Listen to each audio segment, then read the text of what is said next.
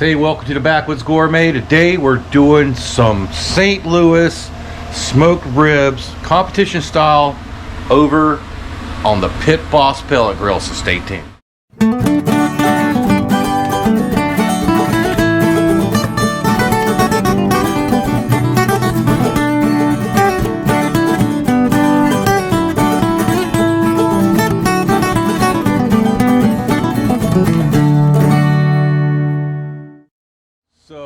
Mrs. Backwoods has been out of town for a couple of weeks helping some friends of ours take care of their kids up in Tennessee because the mom broke her leg and they live in a two-story house. So she's been helping them out 2 weeks.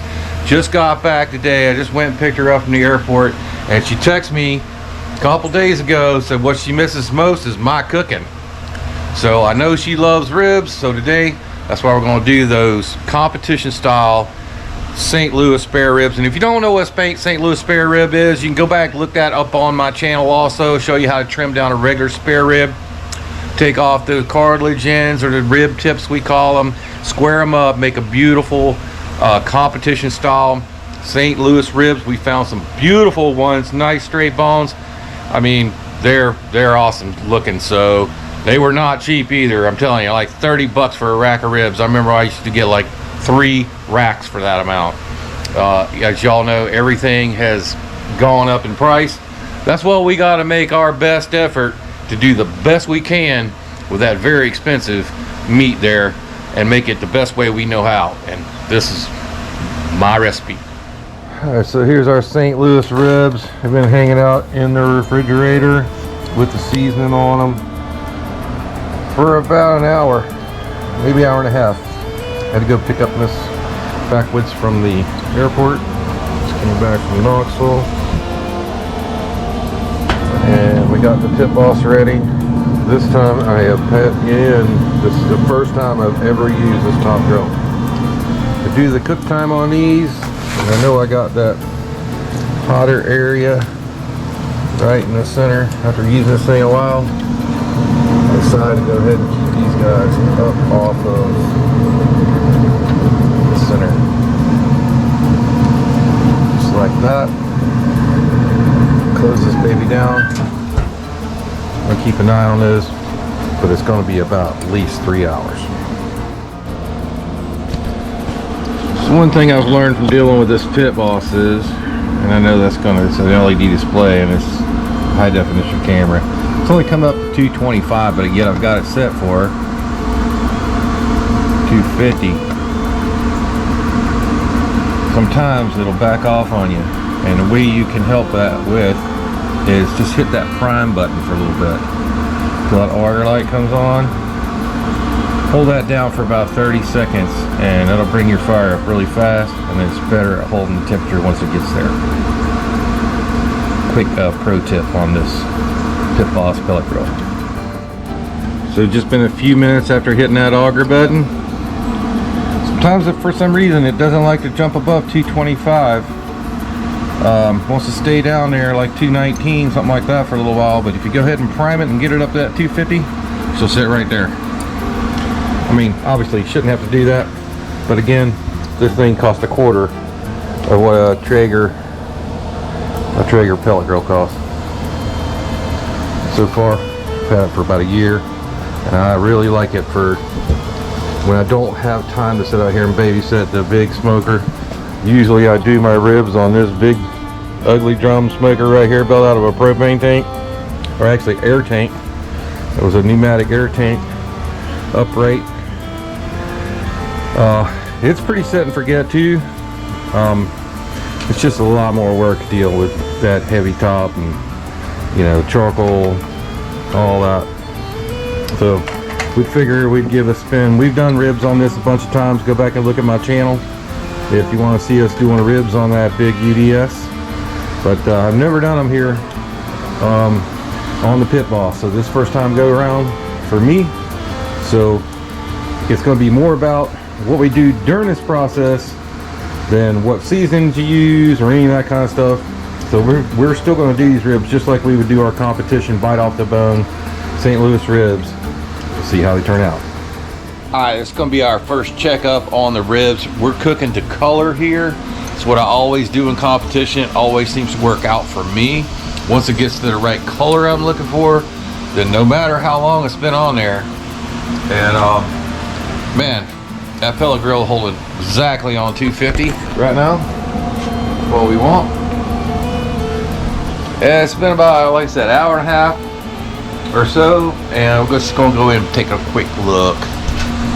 See what they're looking like. Yeah, you can see we're starting to get a little fat rendering going on down here on this end. And they're starting to pick up some color. And I'm trying some smoked eggs. I'm gonna take one of these off and see. The last time I tried this was a huge fail. But we're also trying out the smoked egg deal. See how that works out. Okay, with the smoked egg deal, last time I tried this, I left them on there way too long. You couldn't get the peel off of them. I mean, they were good otherwise. I noticed that the shells are cracking slightly. So, I know it doesn't take very long to cook an egg. So, we may have already overdone it. I don't know. I don't know if I should put them in water and cool them off. I don't know, but if any of you guys out there know how to make the smoked egg properly, let me know down in the comments. So now that I took them eggs off, the only thing I really want to do, I can start to see a little pullback on the bones. The thing I really want to do is switch this around very carefully. I'm messing up my rub on the top. Sorry, terrible camera work there. I didn't want to drop it, you know what I mean? So now this is a thick end, closer to my output over here. It's a little bit hotter, I think, on this end, so let her keep going. Right back down. Doing good.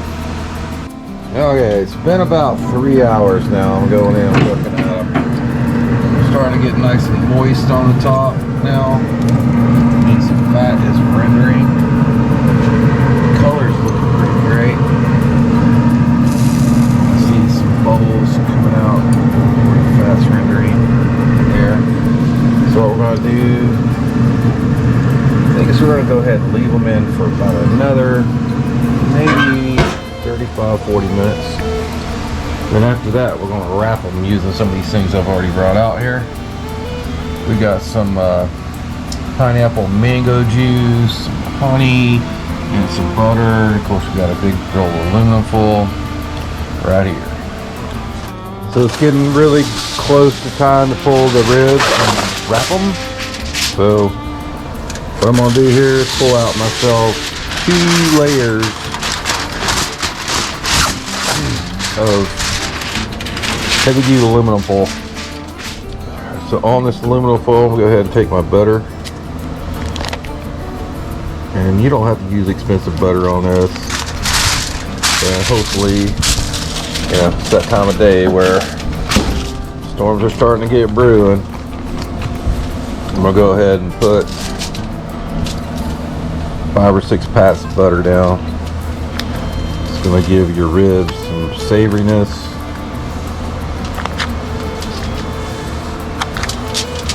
Like that. Alright. Just getting that ready. We'll go ahead and take our honey. Drizzle honey across that. If you want, you can put some more of your favorite rub down there. I'm not so much about the rub. I've already coated out with my favorite.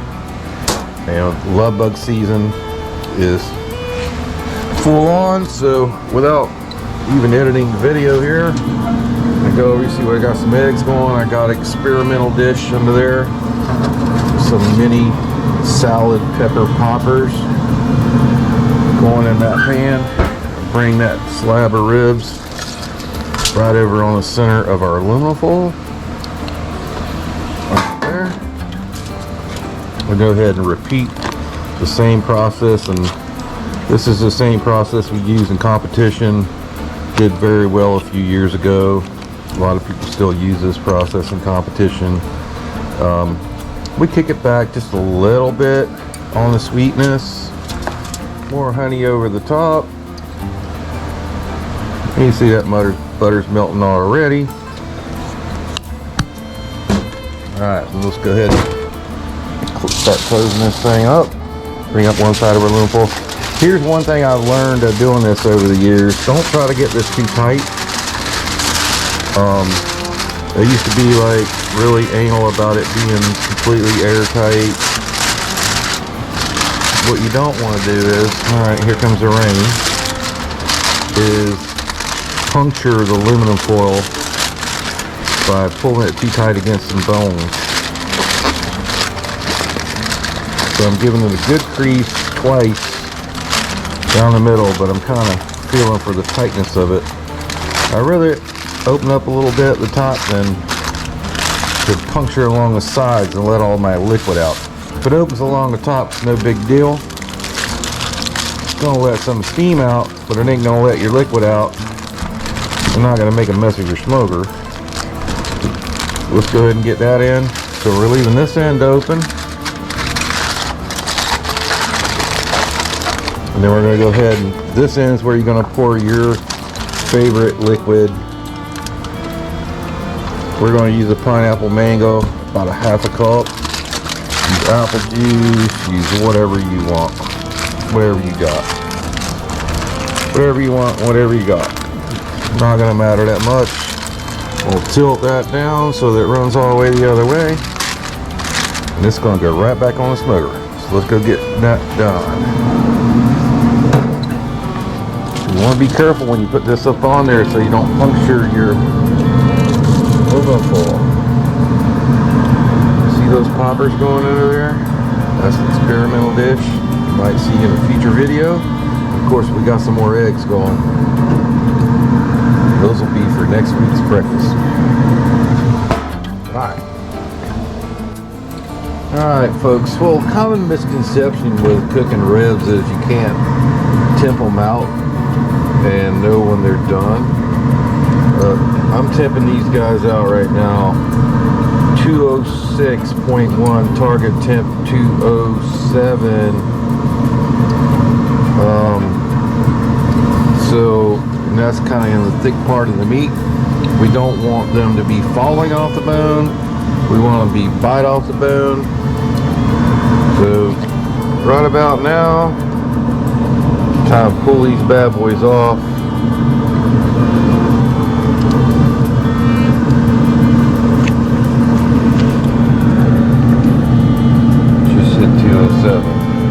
Okay, pull it back a little bit, 201, but very, very close to being done.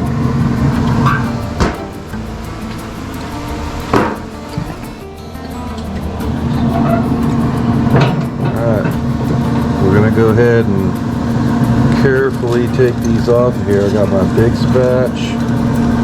I do not want to break the aluminum foil. Put them on a fresh pan and bring them off over to the island. I think that little experimental pepper poppers, they might need another minute or two, so I'll go ahead and leave them in there.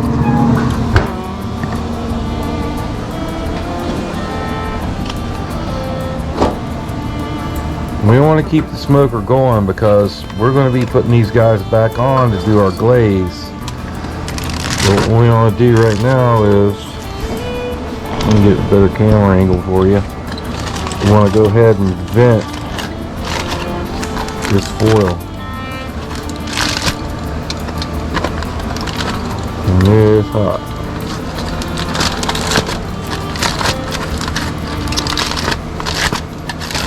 Okay. Well, up and about that far, just kind of let it stop cooking.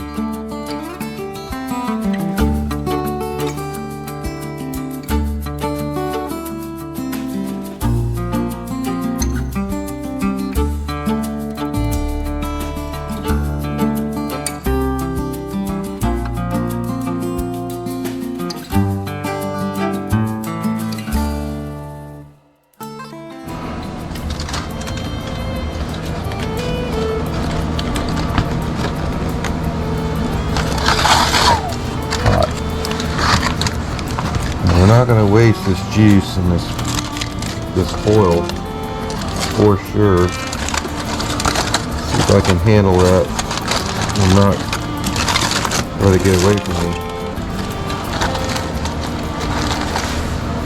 Trying to do this one-handed. Put that over there. Alright, because we're going to bring some of that back over and onto our ribs.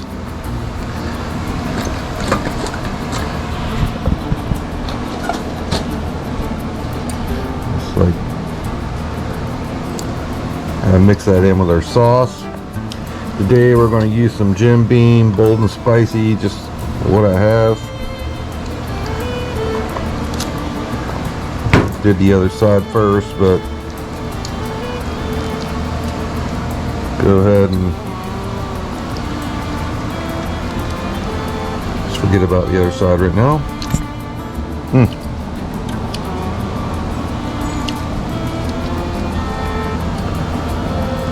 Let me try to flip them very carefully. Oh man, that rendering, it's already full of that juice. Gonna render a little more when we put it back up on there without being in the foil.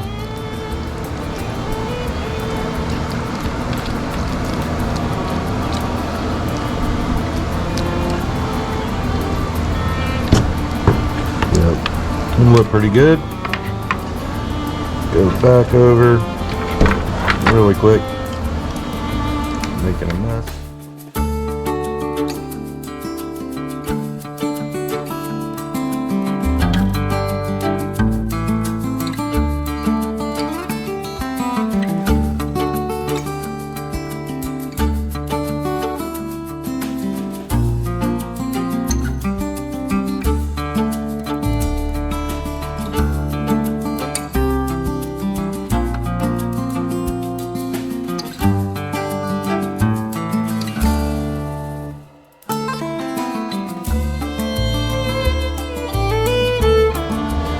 Alright, been about 15 minutes. Let's go ahead. Looks like the blade's set on those pretty well. Go ahead and bring them carefully off to our pan. And we're going to sit there and let those rest.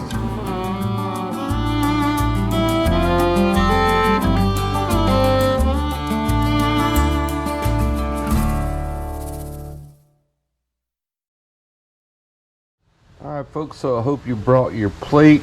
Got my plate over here with some southern fried cabbage, one of those smoked stuffed salad peppers. A lot of scene going on in the whole process here. I'm gonna go ahead and get a rib out of here for you guys. And you know, GoPro today, so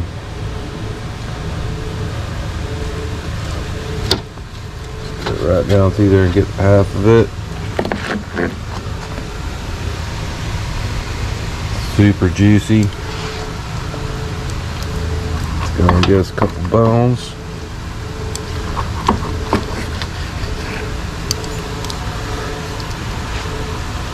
Put those right there over there on that plate, just like that. Oh man, look at the juice running off of them.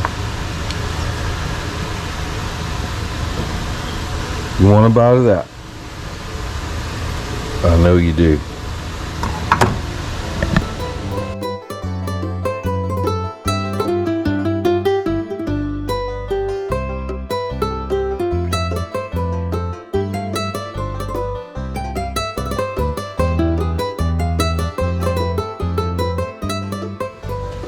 Let's go in there and give that a taste.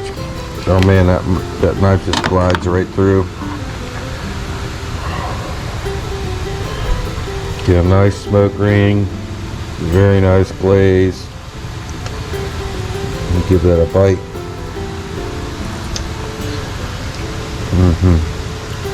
Yep.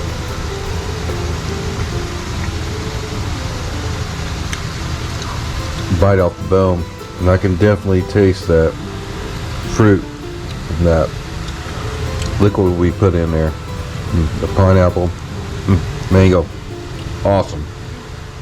So if you like what we're doing, please smash that like button right down there. You can subscribe to our channel right over there for another great Backwoods Gourmet videos can be over there, and for a whole playlist of barbecue and all those kind of videos, we'll be right there. We'll see you next time.